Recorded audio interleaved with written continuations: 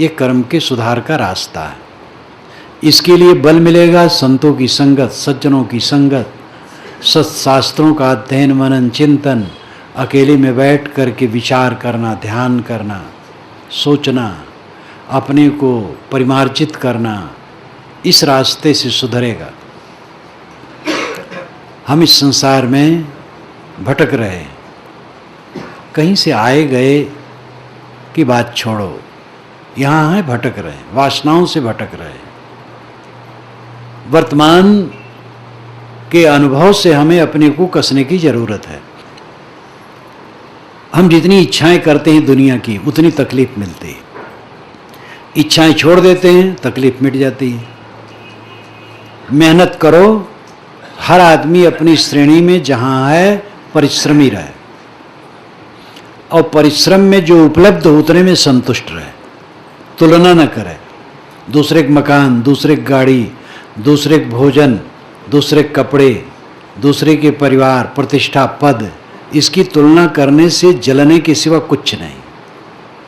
हमारा जो है बहुत है, हमारी झोपड़ी हमारा राजमहल है, हमारी साइकिल हमारे लिए हेलीकॉप्टर है, हमारा भात नमक हर प्रकार का व्यंजन है। प्राप्त वस्तुओं में संतुष्ट रहें, परिश्रमी रहें, और जो प्राप्त हो उसमें संतुष्ट रहें। और ये समझें कि जितना ये बाजार है अंततः झूठ है। ये बाजार उठ जाने वाला है, रहने वाला नहीं। 100 वर्ष के पहले लोग सब गायब हो गए, जो आज हैं 100 वर्ष तक में कोई नहीं रह जाएगा। सारी चीज़ें बदलती हैं, मकानात बदलते हैं। 25 वर्ष के बाद मैं जिस गांव में गया तो गलियों में अंतर हो गया था, पहचानने में नहीं आया। जब गांव के बाहर गया तो गांव पूछा वही गांव है, लगता नहीं वही गांव है। 50 वर्ष के पहले गया था तो वहाँ के मकानातों में, गलियों में, सड़कों में बड़ा फर्क था। अब बहुत फर्क हो गया। हर चीज़ बदलती है। ऐसे परिवर्तनशील संसार में हम जी रहे हैं। यहाँ पर क्या स्थिर है, क्या अपना है? सब शून्य में बदल जाने वाला है। इन्हीं निर्मित वस्तुएं बिखर करके शून्य हो जाएंगी।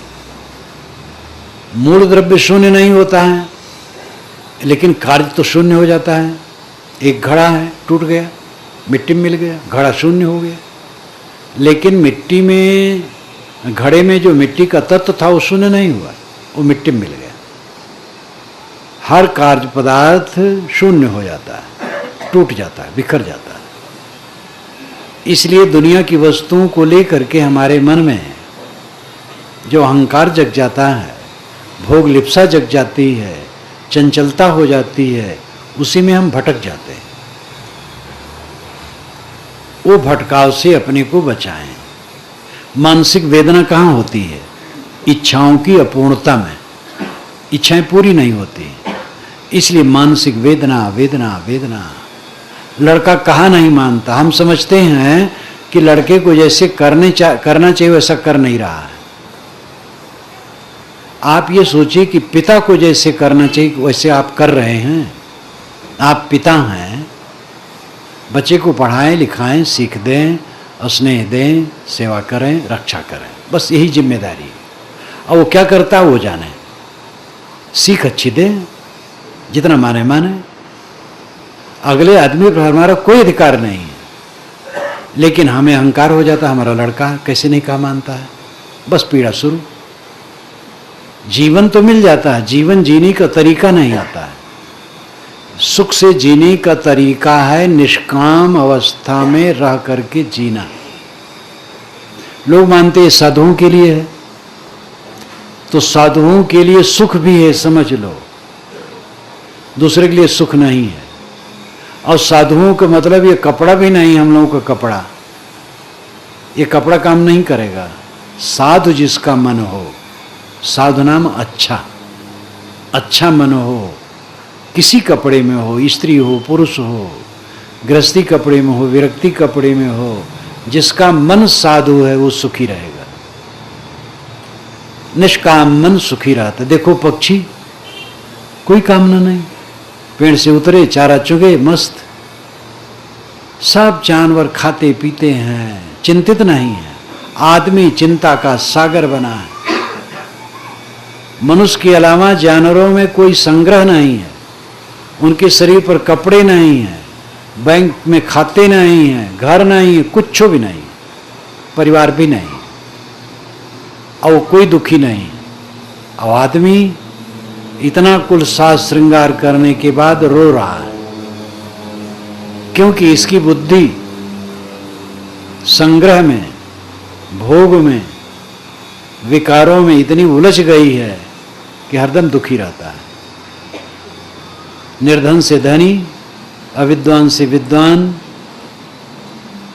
और अप्रतिष्ठित से प्रतिष्ठित, झोपड़ी से महल, सब जगह दुख व्याप्त है। क्योंकि दुख तो है इच्छा वासना में। जितनी इच्छा वासना होगी उतना दुख होगा। इस जीवन में हम आए हैं, इस संसार में हम हैं, इसका फल है सुख से जीना। सुख से जीना हमारे अधिकार में है। पूरा सुख से जी सकते हैं। अहंकार छोड़ दें, कामना छोड़ दें, भोग की लालसा छोड़ दें। परिश्रमी रहें और परिश्रम में प्राप्त वस्तुओं में संतुष्ट रहें। दूसरे पर ऑब्जेक्शन न करें। अपने ऊपर हमारे कोई ऑब्जेक्शन कर दे, सह लें, आत्मविश्लेषण करें। दूसरे के दोष देखने के चक्कर में न पड़ें, अपने दोष को निकालें। सिर झुका करके अपने कल्याण के पथ में चलें, फिर कोई दुख नहीं। ये जीवन का फल है। ऐसा उत्तम जीवन मिला है, लेकिन इस जीवन को आदमी कमाने, खाने, भोगों में, राग द्वेष करने में, लड़ाई झगड़ा करने में, कलह करने में बिता रहा है। कलह कलह, जहाँ देखो तहाँ कलह, घर घर में कलह, घट घट में कलह। कलह से आदमी अशांत है, पीड़ित है। सास बहू में बात नहीं बैठती है, बोली चाली नहीं है। एक बोल दी तो दूसरा एकदम रपट लेती है। देवरान जेठान में, ननद भावज में, यहाँ तक पिता पुत्र में। एक पिता पुत्र को मैं जानता हूँ। उन्होंने बताया कि लड़के से जब मुझे कुछ कहना होता है तो एक कागज में लिख करके उसकी अनुपस्थित में उसके मेज पर पत्थर से दबा के रख देता हूँ। अब वो मुझे कहना चाहता है तो मेरी अनुपस्थित में मेरी मेज पर वो कागज लिख करके पत्थर से दबा के गिर चला जाता है। वार्ता नहीं होती। आपस में संवाद जहाँ नहीं है वहाँ शांति कैसे रहेगी। ननद भावज बोल नहीं रही, देवरान जेठान बोल नहीं रहे, पिता पुत्र बोल नहीं रहे हैं, भाई भाई में बात नहीं हो रही, गुरु शिष्य में बात नहीं हो रही है, गुरु भाई में बात नहीं हो रही है, पड़ोसी पड़ोसी आमने सामने हो गए तो बोलने का मन नहीं होता है। एक सज्जन ने कहा, महाराज हमारा पड़ोसी ऐसा है, उसको देखता हूँ तो मेरा एक पसर खून घट जाता है। तो मैंने कहा थोड़े दिन में आपका सब खून खत्म हो जाएगा। संत ईसा ने कहा है कि जो ये कहता है मैं ईश्वर से प्रेम करता हूँ लेकिन अपने पड़ोसियों से प्रेम नहीं करता है, तो कैसे मानूं कि ईश्वर से प्रेम करता है। जिसको देखता नहीं है कहता है मैं उससे प्रेम करता हूँ, और जिसको देखता उससे प्रेम नहीं करता है। ईश्वर कह देना तो सरल है। मैंने एक दिन कहा था कि जब घर का मालिक सोने चलता है तब कहता है हे भगवान अब मैं सोने जा रहा हूँ, तू ही रक्षक है। और दीवार के पीछे खड़ा चोर, दीवार में सेंध मारने वाला, कहता है हे भगवान दांव लगाना। तो घर का मालिक उसी भगवान से सुरक्षा का विनय करता है और चोर उसी भगवान से चोरी के माल को पाने के लिए विनय करता है। तो ईश्वर को तो खूब लोग मोहरा बनाए हैं, बस ईश्वर का दुरुपयोग इतना किया गया कि हद कर डाला गया है। एक तरफ भगवान, एक तरफ दुराचार। भगवान के नाम पर सब दुराचार चलता है। ऐसे ऐसे महात्मा नामधारी हैं, ऐसे ऐसे गुरु नामधारी हैं जो बड़े सिद्ध योगी हैं, भगवान तक पहुँचे हैं, लेकिन दुराचार में आकंठ डूबे हैं। और ऐसे के माया जाल में खूब धनी सेठ नेता फंसे हैं कि धनी और सेठों और नेताओं को और अधिक शिक्षितों को तो साधना तपस्या में बड़ी कठिनता है, और वे चाहते हैं ऐसा गुरु जिसके पास कुछ चढ़ा दे, वो आशीर्वाद दे दे, बस बेड़ा पार हो जाए। तो इस प्रकार भगवान का दुरुपयोग खूब हो रहा है। भगवान प्राणी प्राणी है, भगवान का भजन है आत्मशोधन, आत्मनिर्मलता। प्राणी प्राणी को भगवान समझ करके सबके प्रति सुंदर बर्ताव। मैं कौन हूँ, जगत क्या है, जगत में क्यों हूँ, क्या फल है, इन महत्वपूर्ण प्रश्नों पर लोग बहुत कम सोचते हैं। कमाते हैं, खाते हैं, बाल बच्चे पैदा करते हैं, रिश्ते हैं, खींचते हैं, बस जीवन चल रहा है। एक दूसरे से मिलते, कहते भैया कुशल मंगल, कहते खूब चकाचक है। यह रस्म है कहने का। जब कोई मिलेगा तो दुआ पर सलाम होगा, फिर कहेंगे भैया कुशल मंगल, कहें हाँ खूब आनंद है। अब उनसे पूछो कोई दुख तो नहीं है, तब दुख शुरू करें। अपना अपना दुख सब शुरू करेंगे। एक महात्मा अपने शिष्य बारंबार कहें दुनिया दुखी है, तो कहें महाराज सब सुखी दिखते हैं, आप कैसे कहते दुखी है। जा रहे थे मानो काठमांडू की गली में, एक सेठ को देखा कि उसका धन धान खूब संपन्न, जवान बैठा गद्दी पर, कई नौकर खड़े। तो शिष्य ने कहा महाराज कि ये भी दुखी होगा। अरे कहे भाई दुखी दुनिया है, चलो इसके पास दिखा दें। गए तो उठ के खड़ा हो गया, नमस्कार किया, बैठाया। महाराज कैसे चले, कहे साधु हूँ, घूम रहा हूँ। कुशल मंगल, कहे महाराज सब आनंद है।